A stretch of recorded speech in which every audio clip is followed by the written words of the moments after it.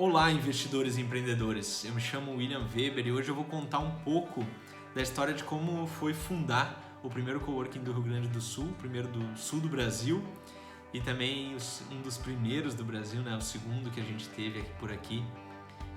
Isso foi lá em 2009 e nessa época a gente falava muito de economia compartilhada. Eu lembro que se estudava muito como seriam as comunidades compartilhadas, a economia compartilhada, os negócios compartilhados. Mas eu não estava estudando isso, eu não estava vivendo a economia compartilhada. Na verdade, eu era executivo de marketing RH e estava em uma grande empresa e estava muito bem, por sinal. Eu tinha acabado de ganhar um prêmio que até... Aqui, ó. Esse prêmio aqui, ó. Eu tinha ganhado um prêmio de marketing e tinha sido indicado ao prêmio Peter Drucker, um dos melhores gestores de marketing do ano. E estando lá numa empresa de varejo grande, eu pensei, será que o mercado vai continuar assim? Será que a gente vai continuar sempre trabalhando do mesmo jeito? Porque para mim não fazia mais sentido uma pessoa ter que trabalhar entre 8 e 18 ou cumprir um certo horário no seu dia, fazer as coisas daquele jeito. E eu vi algumas pessoas virando autônomas, ou algumas pessoas prestando mais serviço e pensei, será que essas pessoas que são autônomas, que trabalham de casa, que têm alguns problemas para trabalhar de casa, elas não conseguem trabalhar em um outro lugar? Para elas não seria bom ter um lugar diferente para trabalhar? Porque eu já trabalhei de casa, eu sei como é, né? Tem alguém que acha que você não... Tem sempre alguém que acha que você não está trabalhando de verdade, que pode fazer um favor, pode buscar um negócio no banco, ou pode ir mandar consertar aquela roupa que tá na lavanderia, sei lá. Tem também o cachorro que fica latindo, tem quem tem filho pequeno, sabe que o filho entra no meio da reunião. E agora, né, a gente vivendo esse período em que muita gente que não trabalhava em casa está tendo que trabalhar, sabe que às vezes vem um barulho do vizinho, ou que vem aquela criança querendo brincar, e a criança não vai entender que você está num momento de trabalho, né? E eu vendo todos esses problemas do home office, pensei, será que não seria legal ter um lugar que as pessoas que trabalham em casa pudessem pagar para compartilhar um espaço de trabalho? E aí eu fui estudar sobre economia compartilhada, aí que eu fui começar a entender mais sobre o assunto. E lembro que eu e mais 2 sócios na época, o Marcelo Aimi e a Juliane Gaffrin, os dois eles pensavam assim, nós vamos ter um lugar onde as pessoas se conectam e elas podem prestar serviço todas juntas ou podem prestar serviços separados. Por causa disso, eu tive a genial ideia na época de chamar a empresa de Conectos. E a gente pensando, estudando e tal, um dia eu tô na Argentina. Não lembro se era na Argentina, eu tô em algum país aqui da América Latina. Precisava de um lugar para trabalhar, perguntei no hotel se não tinha um lugar com internet boa, porque a internet do hotel não era boa, uma cafeteria, alguma coisa. Na época a internet não era tão necessitada assim para quem viajava, que nem é hoje. E eles disseram, abriu um negócio novo aqui do lado, por que não vai lá conhecer? E eu entrei dentro, a menina me disse, isso aqui é um coworking, e me apresentou o coworking. Imagina, isso era 2009, meio de 2009, o coworking estava começando no mundo no final de 2008, então era um negócio muito nascente assim, sabe? Aquilo a gente ainda precisava entender o que era. E aí, eu lembro quando eu entrei, eu puxei o telefone, liguei pro Marcelo na época, e disse, Marcelo, que era meu sócio, né? Eu achei o que a gente vai fazer. Nós temos um espaço de coworking. E aí foi o tempo de organizar, né? A gente passou uns 6 meses pesquisando, vendo viabilidade, encontrando um espaço para alugar. E ainda o pior, porque olha só, nosso pensamento na época, vamos alugar um espaço, vamos alugar uma casa e vamos sublocar para as empresas trabalharem ali dentro. É um negócio que até nos contratos de aluguel era difícil de fazer, é meio mal visto, tem que ver como fazer isso. E a gente encontrou um imóvel, uma casa bonita, num bairro nobre da cidade que eu moro, que é Porto Alegre. E a gente alugou a casa, e para fazer o lançamento, porque não ia ter pessoas trabalhando no início, a gente ia fazer um curso nessa casa. E quando a gente alugou, tudo certo, vai começar a dia tal o curso. No final de semana antes nos liga a filha do dono da casa e diz, olha, a gente decidiu que não vai mais alugar, cancela o contrato, cancela tudo, não tem mais curso. E a gente ficou ali sem saber o que fazer. Aí no mesmo dia a gente pegou o carro e saiu procurando, e saiu atrás, subimos uma rua e vimos uma casa para alugar e disse, é aqui. Aí começou uma reforma, começou um monte de coisa. Menos de 20 dias depois a casa estava pronta pra gente começar a trabalhar. Aí veio a segunda fase, né? Olha, tinha nós na região sul, tinha um que estava começando mais ou menos na mesma época em São Paulo, tinha um no Rio nascendo, tinha outro em Porto Alegre nascendo, tinha um em Curitiba. E eu lembro que eu viajava de um lugar para o outro, tentando conhecer, tentando trocar ideia com as pessoas que estavam fundando, para ver o que eles faziam, porque tudo precisou ser reinventado, né? Como seria um contrato com um coworker, né? Porque a gente não podia fazer sublocação, a gente não queria fazer sublocação, a ideia não era locar, a ideia era prestar serviço. Então a gente foi discutir com uma advogada que na época começou a dar umas ideias, pegou uma coisa de escritório virtual, pegou umas leis ali, e a gente conseguiu montar um contrato em que a gente prestava um serviço para as pessoas e em virtude disso não caracterizava sublocação.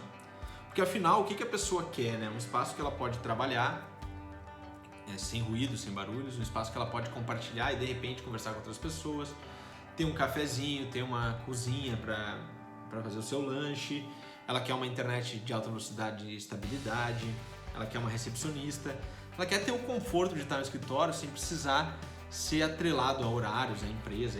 E isso é um coworking, é um clube onde cada um é a sua empresa, ou onde pequenas empresas, né, de 2, 3, 4 pessoas trabalhando, elas podem compartilhar espaço com outras pessoas, diminuir custos e diminuir os problemas do aluguel tradicional, né? O que é o problema? O empreendedor, quando ele vai trabalhar em um espaço, o empreendedor, quando ele vai buscar um espaço para trabalhar, ele às vezes tem que se preocupar com a porta que não funciona, com o ar-condicionado que estraga, com a lâmpada que queimou. Isso tira o foco do negócio dele em si, tira o foco do que traz receita para ele. E o coworking visa mudar esse patamar, né? Deixar a empresa tranquila para que ela possa realmente focar no que dá resultado.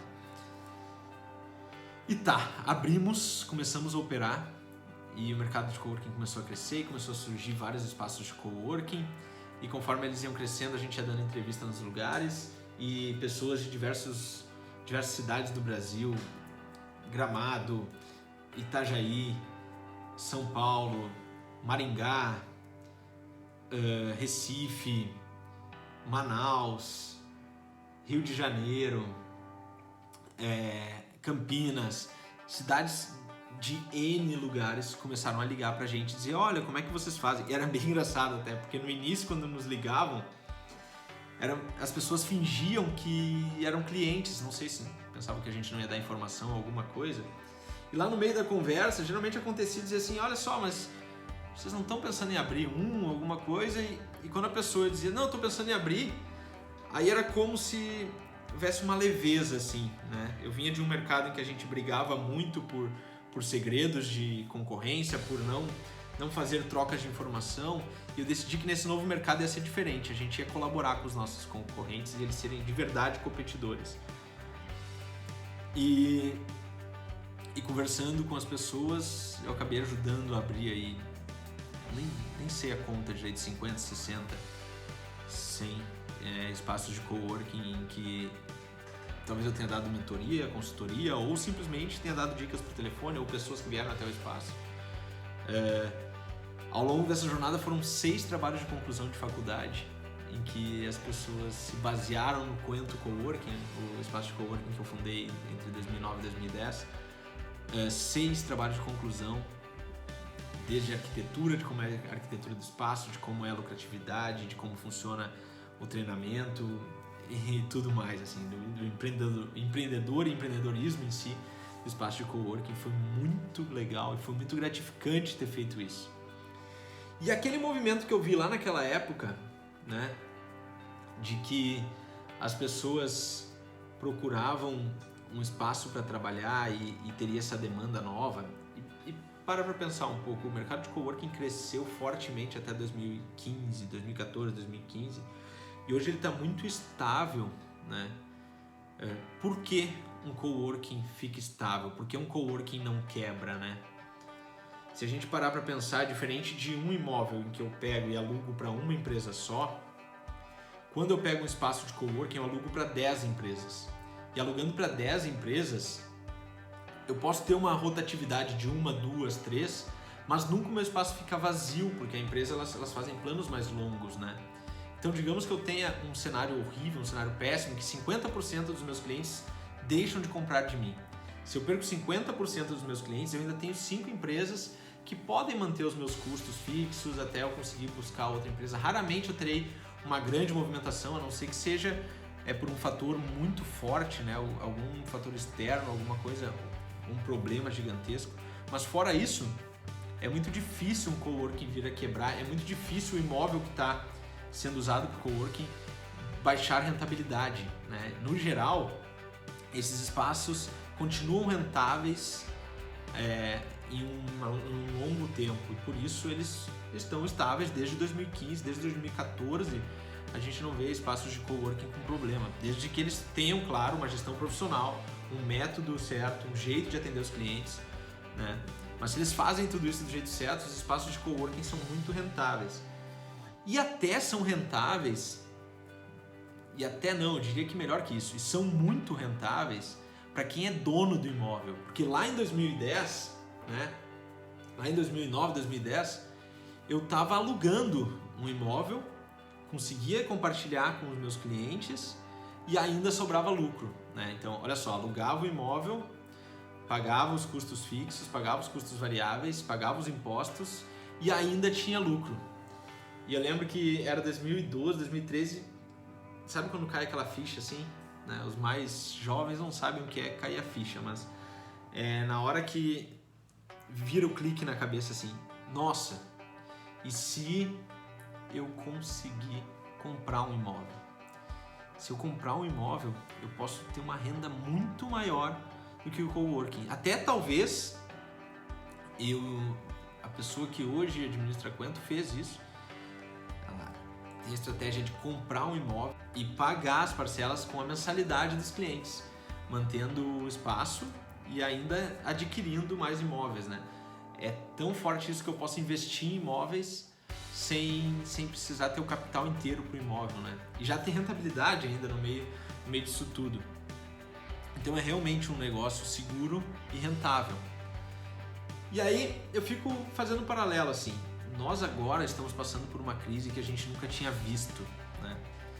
O Covid, o coronavírus e tudo que essa pandemia está fazendo com a gente primeiro, vão ter muito mais imóveis para alugar, né? Certamente a gente terá algumas empresas fechando. E segundo, as empresas estão jogando as pessoas para trabalhar em casa. As empresas estão vendo que elas podem trabalhar em home office, estão vendo que as pessoas talvez não precisem tanto estar dentro do escritório, elas podem morar em cidades diferentes, em lugares diferentes. E pensando assim, a gente volta a ter aqueles problemas que tinha lá no início da década passada. Os problemas que a gente tinha no início da década passada é que tinha muita gente indo trabalhar em casa, mas essas pessoas não estavam adaptadas a trabalhar em casa, quiçá elas nem sequer queriam trabalhar em casa. E aí surgiu uma demanda de coworking. Então agora a gente vai ter uma segunda onda muito forte de demanda de coworking, que são pessoas que as empresas mandaram para trabalhar em casa, elas já acharam confortável não precisar se deslocar tanto, né? Mas elas ainda precisam de um lugar mais confortável para trabalhar. Então essas pessoas provavelmente, muito provavelmente, vão procurar um espaço de coworking, uma cafeteria ou alguma coisa semelhante para poder trabalhar. Tanto é crescente isso que nos Estados Unidos a gente tem a Starbucks, as cafeterias, nós temos também dois bancos, agentes bancários, em que transformaram os seus lugares em espaços de coworking para que os seus clientes consumam o produto, mas também possam trabalhar ali. Então o coworking ele já era crescente no mundo e agora a gente vai ter uma onda muito maior de crescimento do coworking em virtude da pandemia, em virtude do processo que está acontecendo. É talvez uma grande oportunidade para quem tem um imóvel ou para quem quer começar a investir em imóveis, né? E eu fico pensando, não só em Porto Alegre, que é a cidade que eu moro, mas em muitas outras cidades do Brasil, em muitos outros lugares, existem salas para alugar. né? A gente passa nas avenidas, a gente passa nas ruas, e pode ser uma cidade do interior de São Paulo, como pode ser uma cidade do litoral catarinense, como pode ser uma cidade lá do norte, lá do Pará, de Manaus, pode ser uma cidade satélite de Recife, uma cidade satélite do Nordeste. Em todas essas cidades que eu tive nos últimos tempos, o fato de eu ser palestrante, o fato de eu levar consultoria e mentoria para empresas no Brasil todo, faz com que eu viaje por muitas dessas cidades e que muitas vezes precise buscar espaços de coworking. E muitas dessas cidades não existem espaços suficientes ou não bons o suficiente para que a gente possa ter um bom trabalho. Mas, por outro lado, existe muitos imóveis para alugar. E eu sempre fico pensando, que oportunidade, né? Porque as pessoas compram imóvel para alugar, e às vezes o imóvel fica ali 1 ano, 2 anos, né? Tem uma manutenção para fazer por uma coisa que estraga, um vândalo, ou tem que pagar o IPTU. Então o imóvel, ele, ao invés de ser um ativo, ele vira um passivo, né? Eu não ganho nada com aquilo. E além desse imóvel ser um passivo, ou seja, não está ganhando nada, quando eu for começar a ganhar, a rentabilidade que eu pensava, né? Aquele 0,5%, 0,6%, que já se pensou em 1% ganhar com aluguel, hoje é 0,3%. Então olhar um passivo, quando eu começar a ganhar, vai ser inferior ao que eu pretendia. E se transformasse muitos desses espaços em economia compartilhada, né? Olha só, temos uma oportunidade em vista, esse mercado vai crescer, essas coisas vão voltar a estar em alta, nós teremos novos consumidores, e um mercado que já é estável, ele só vai ter crescimento, ele não vai passar por crise. E a gente tem a oportunidade de pegar imóveis que estão aí sobrando, imóveis que já existem e que podem ter uma rentabilidade muito grande. Então, eu fico assim, como alguém que já passou nisso lá do passado e agora está vendo um novo caminho para surgir, eu fico vendo que essas coisas elas podem se unir, né? Pode ser uma oportunidade para quem está alugando, pode ser uma oportunidade para quem quer começar a abrir um negócio, e é rentabilidade para quem já tem um imóvel, né? Rentabilidade para quem já tem um imóvel. Então, vendo assim, hoje eu só tenho auxiliado as pessoas a abrirem espaços de coworking, e vendo isso assim, eu fico pensando, nossa, talvez seja uma grande oportunidade para voltar a investir nesse mercado. Eu que já fui agraciado lá no passado com isso, né, de poder fazer esse espaço de coworking. E aí, claro, sempre vem na minha mente algumas coisas que fazem diferença no espaço de coworking, né? Uma boa internet, por exemplo, faz muita diferença.